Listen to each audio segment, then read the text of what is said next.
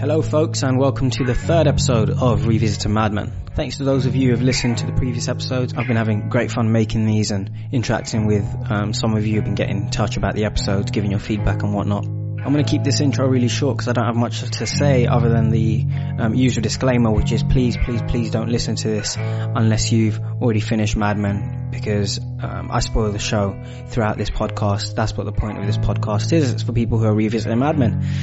With that being said, we can get straight into it. I hope you enjoyed this episode.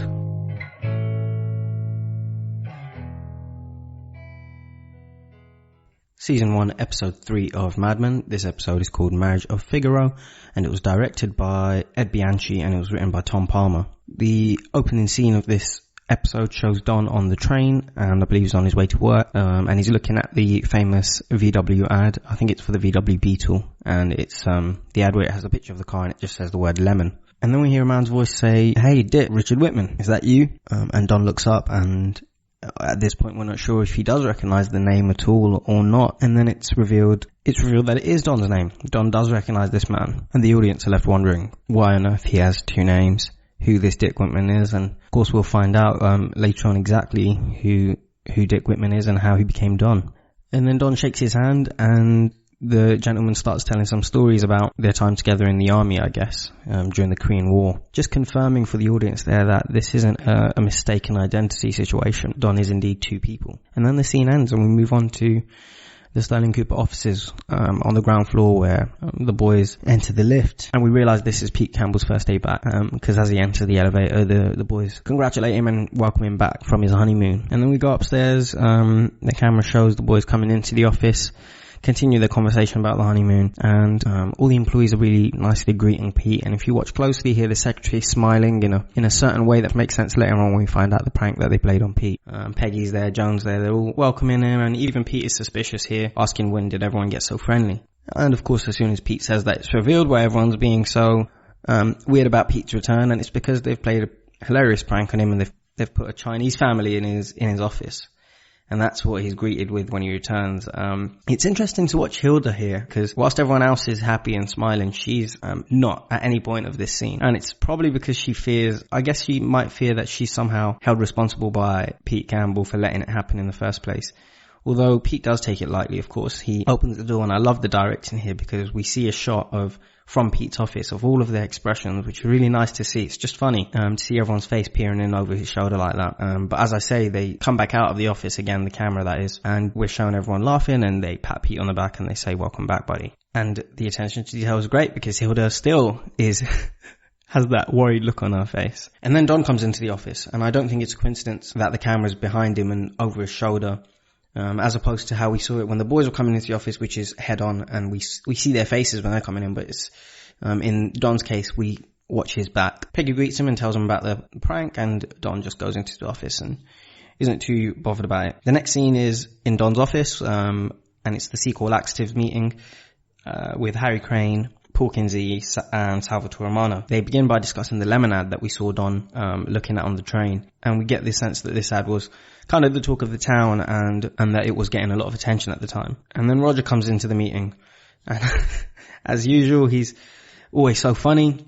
He bursts into the door and says, "I want the Chinaman out of the building by lunch." And then Pete enters the meeting, and they are again still discussing the lemon ad, and Pete calls it brilliant.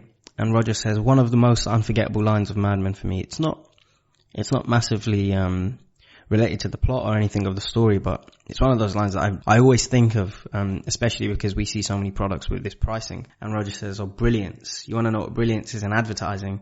99 cents. It's just something I always think of. And it's just really funny. And Roger, throughout the show, has so many of these sort of one-liners that are brilliant and makes him one of the funniest characters of the show. And then they adjourn the meeting, and everybody leaves except Campbell, who tells Don that he literally says the words, "I missed you," which Don finds funny. And then Campbell asks Don and Betty on a double date, basically. And Don just says, "Yeah, we should do that." And if I'm correct, I don't remember what episode it is actually, but they do eventually go to Pete Campbell's house for a dinner. Although the one I'm thinking of is Signal 30, which happens in season 5, and I'm not sure if they have a double date before then. But if they don't, it's pretty funny that Don says we should do that and then waits that long. And the next scene is the Mencken meeting.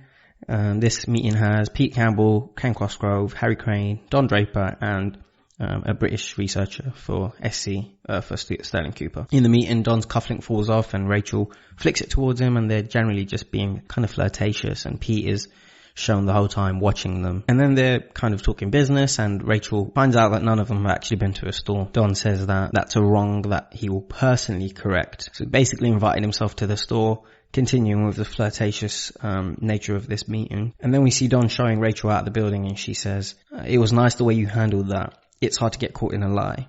And then Don says it wasn't a lie, it was ineptitude with insufficient cover. At this, Rachel Mencken laughs and says, "Something about the way you talk always restores my confidence." And Don says, "I have a deep voice." Now, if we put this in the context of Don being a deserter and his name being a lie, his whole persona being a lie, it's actually quite significant dialogue. She starts by saying it's hard to get caught in a lie, and then she says something about the way you talk always restores my confidence. This is significant because it makes us consider whether or not Don could get away with his life being a lie if he didn't look the way he looks, and if he didn't have the voice that he has, and if he didn't have the charm that he has. He says that he has a deep voice, and that's why people happen to believe him, or that's why he restores confidence. But I think it's the whole package. It's looking the way Don does, it's talking the way he does with his voice, but also saying what he says and how he says it. He's obviously super charming, super smooth, super confident, and if he wasn't those things, let's just play hypotheticals for a second. If he was, I don't know, if he looked like Pete, or if he wasn't a white, tall man, would he ever be able to get away with living a lie the way he does? I think the answer might be, well, we don't know, but we can assume it would be much harder, because the fact is it makes it a lot easier for him to lie about his identity being a white man in the 60s, as opposed to a black man or an Asian man in the 60s. And I'm not really making a controversial statement by saying that. We know from books like Malcolm Gladwell's Blink that people do make snap judgments based on someone's skin color. There's a short scene of Harry Crane and Campbell talking in his office, and Pete mentions how Don was flirting with Rachel in the meeting, and Harry Crane says, "Draper, who knows about that guy? No one's ever lifted that rock. He could be Batman for all we know." It's another one of those lines that a lot of Mad Men fans will remember, because it reiterates this idea that people around Don Draper don't know much about him. And obviously we've just found out that he's got another name. So we've got a little bit of insight into why people don't know much about Don Draper and why he'd be guarded. I remember how delightful it was when it was pointed out to me that his name is Draper because he dons a drape over his whole life, his whole identity, because people can't know who the real Don is, who Dick Whitman is. And Harry Crane is kind of like a mouthpiece for the audience here. And I do want to quickly mention before we move on that we see a short exchange between Pete Campbell and his wife here when she rings, and she asks what he wants for dinner, to which he says ice cream, which I found hilarious, because I find that a lot of the time Mad Men puts forward this idea that men never really grow up and they always act like kids. Don certainly acts like a child a lot of the time, storming out for meetings and whatnot, which Rachel actually references later on in the episode. And Pete as well, with the way he says, "Oh, there'll be dinner waiting for me when I get home." Just like a little child, really, like a little baby. To really hammer that idea home, he's even asking for ice cream for dessert. And to me, it reminds me of something my English teacher told me when I was in school, when she was sort of introducing ideas of feminism to me, basically. And she was talking about gender roles and how the wife becomes the mother in a lot of ways of her husband. When you're a kid, it's usually the mother who takes on the role of being the homemaker, of being the one who prepares the kids' lunches and the kids' school uniforms and whatnot, and of course prepares dinner. And she was making the point that when people get married, if the cycle repeats itself, which it often does, we see the wife taking on the role of the mother. The wife becomes the person who presses the shirt, who prepares the husband's dinner. So if we're to analyze this from a feminist perspective, that's what I'd say. It seems to me that Pete has just replaced his mother with his wife, being a newly married man. And no doubt that's what the writers are hinting at there. And it's one of the reasons I love this show. Mad Men will be a completely different show whether or not you analyze it from a feminist perspective or a Marxist perspective or from a psychoanalytical perspective, with Weiner's various references to Freud throughout the show. And for me, it just gives it depth. It gives us more to chew on, basically. And I think for a lot of fans of Mad Men, at least for me, I'll speak for myself here, it's why I love the show. It just hits so many of the things I'm interested in, feminism being one of them. And Mad Men's comments on these certain things, what it adds to the conversation is very valuable, I think. In the next scene, we see Don arriving at Mencken's store.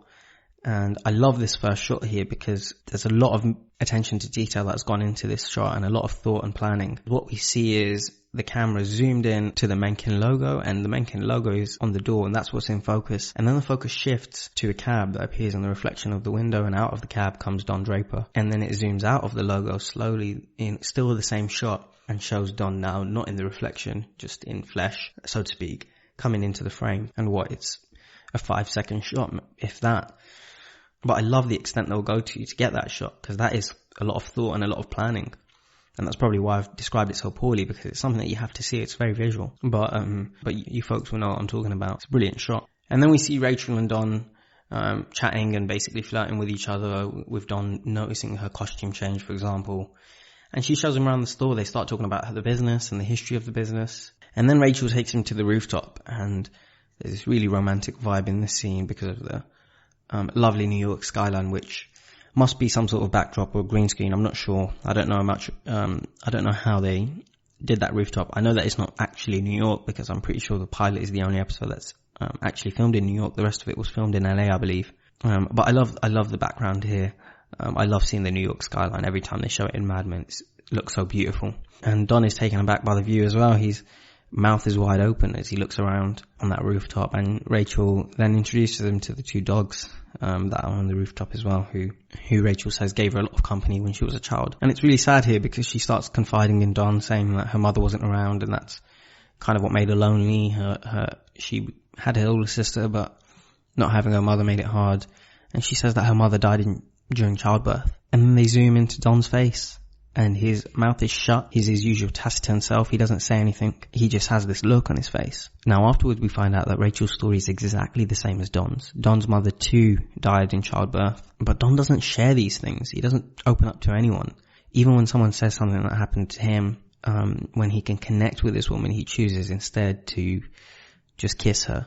He says something charming and just kisses her. He's so tight-lipped in a situation which easily could have been a moment for him to open up and tell this woman about his story. And this is exactly the same thing that we saw in the last episode, when Roger was opening up to Don about his childhood during the double date with the wives. But Don doesn't open up. He doesn't talk about his past. And that's why people say he could be Batman for all we know. He just doesn't say much. And it's actually a problem, and we know it now, and we try and address it as best as we can. This issue of men generally being reluctant to open up about their past, about their emotions. It's one of the reasons we think the suicide rate for men is so high, because there is this culture of men not talking about their feelings, about their emotions, which only in turn makes them keep it inside, which is about the most unhealthy thing you could do, really. And then Don gets on a train and gets home, and the scene after that is the next morning, where Sally runs into his bedroom and screams, "Daddy, it's my birthday." And this scene is very brief. It just shows Betty offering Don breakfast, and him looking at the cufflinks on his bedside table, which were from Mencken. After that, we see Don building the playhouse that is Sally's birthday present, which he builds with the help of numerous beers that he gets out of the garage, where there's a whole fridge full of beers. The directors like to show us that. By this point of the show, it's probably obvious that Don is an alcoholic. And I think one of the reasons you'd have to be an alcoholic if you're Don is because it must be torture in his head.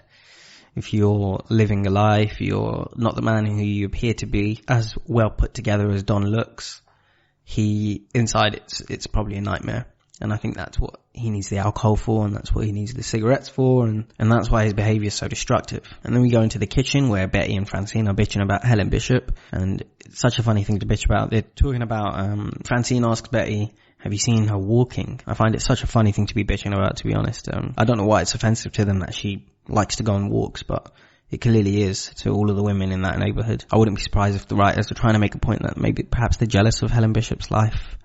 Perhaps they're jealous that she can just leave her house whenever she wants and go on a walk, as opposed to being at home cooking for the husband. Perhaps the women feel somewhat trapped in their marriages, trapped in their homes, and seeing Helen out there on her own might bring up some feelings of jealousy, and maybe that's why they're bitching about her going on these walks. And then Francine and Betty go by the window, and they both look at Don building a playhouse, and Francine says, "Oh, that man." Which again for me just brings it home that Don isn't the man that he seems. And the next scene shows a party well underway. The adults are drinking, they're making small talk. The next scene shows Helen Bishop arriving with Glenn, and she hands Betty a present for Sally, but it's wrapped in Christmas paper, and she apologizes and she explains that it's because she's not finished properly moving into her house yet. And then we go into the kitchen and the women are discussing their various honeymoons, and Betty accidentally asks Helen Bishop, which creates an awkward silence, but then Helen Bishop handled it really well, I think, and just simply tells the women that she went to Paris, and that prompts Francine to ask Helen why she's always walking and where she's going to. And then another wife also chimes in and says,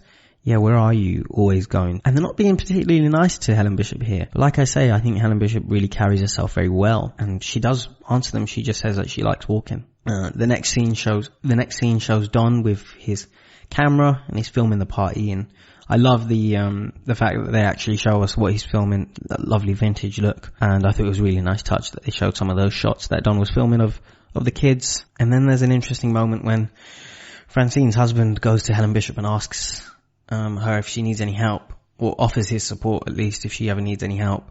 And she not only refuses his help but embarrasses him and says, I'm on to you. I know that you're just basically trying to get into bed with me. I'm reiterating here. And we see Don with his camera. He's watching them, and then he starts to film them, and Francine's husband gets very awkward and waves at the camera. And then we follow Don into another room of the house where he watches another couple and starts filming them. This couple, however, unlike the previous conversation, they seem to be having a bit of a moment, and they share this quite passionate kiss. And Don is watching them, and I think, as with a lot of great Mad Men scenes, there's no dialogue here, but from Don's face it seems like he's looking at the kind of relationship he wants to have with his wife. The kind of relationship anyone wants to have, I guess, with someone. And we of course know that he doesn't have that, and that's what makes it sad. He doesn't have that relationship with his wife because his marriage is a lie, his marriage is a farce. And we continue following Don. Now he's in the garden in this next scene, and the kids are playing house in the playhouse that he built. And the dialogue is really interesting here between Sally and one of her mates. It's kind of hard to catch who's saying what here, but it doesn't really matter. I'll just read out the dialogue because I think it's very telling. Sally begins by saying, you dented the car, and then her mate replies, I like sleeping on the couch.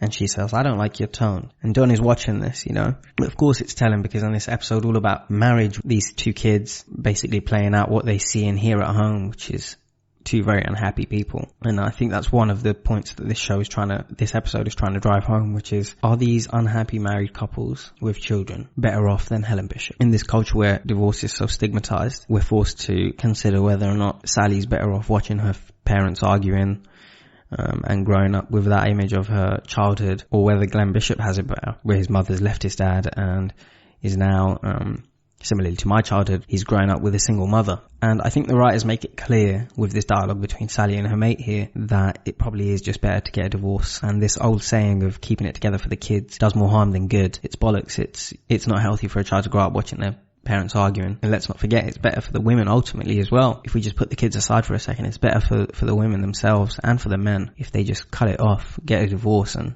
start over, try making it on their own, as Helen Bishop is. And whilst Don's out there in the garden watching the kids play in the playhouse, Helen Bishop comes out and joins him and starts to have a smoke. Betty from the kitchen sees this, and I think she gets a little bit jealous, or just feels that she has to do something. So she comes out and reminds Don once again, I think for the third time in this episode, Don, can you go pick up the cake, please? Don doesn't even say anything. He just walks off as if to say, okay, I'm going. And of course, we know he doesn't even come back until late that night. But we'll get to that in a sec. In the next scene, we see something really quite funny and quite telling, where Francine's child is running around in the corridor and then drops a drink. And one of the neighbours pulls him by his shirt and slaps him on the face and says, hey, watch where you're going. Now instantly to us as a modern audience, we're thinking, no, you don't do that now, do you?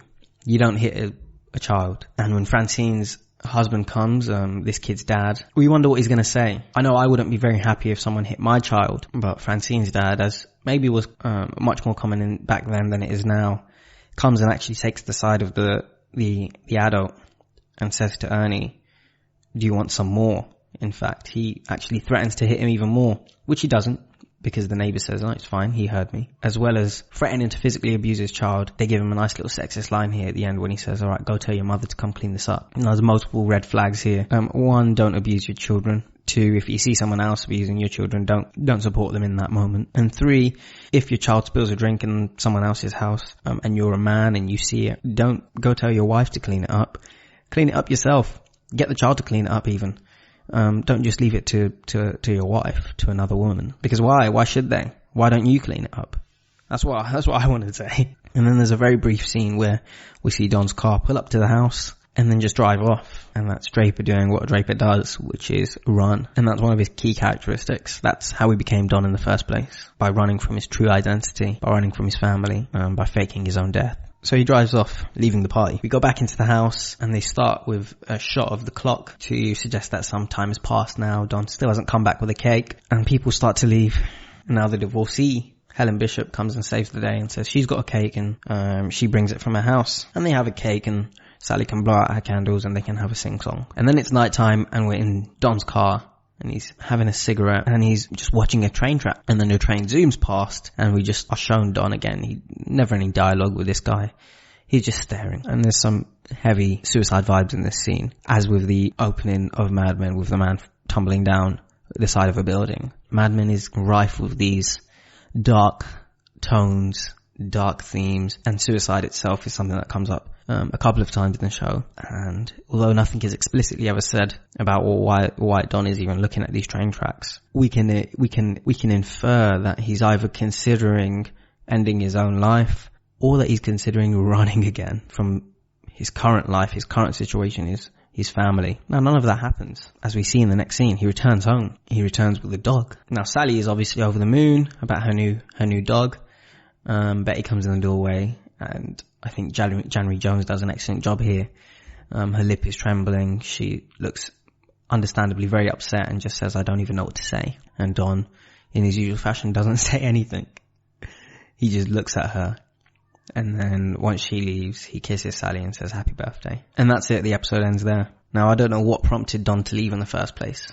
I don't know what prompted him to come back with a dog. But I've heard from people who are married that this scene is very significant to them. It's very touching because when you're in a relationship with someone, a long-term relationship, this is often how a lot of communication is done. Sometimes there are no words. They just fights like this happen. And as we saw earlier with Sally playing house with her friends, some of the lines she was saying about revealing how unhealthy her parents' marriage is, this is one of those moments that a lot of kids who have maybe divorced parents like myself remember from their childhood, of being in the living room and an argument basically happening between your parents and you just sitting there as a spectator. Now Sally in this instance is distracted by her dog, but she's still there. Bobby's still there. They're still seeing this. They're still hearing it. And I think that's one of the things, like I said earlier, that this episode is trying to tell us. But other than that, I don't have much else to say about this scene. And I don't have much else to say about this episode either. Join us next time. We'll be talking about episode 4 of season 1, which is called New Amsterdam. I'll catch you then. Thanks for listening. You've been listening to Readers to Mad Men.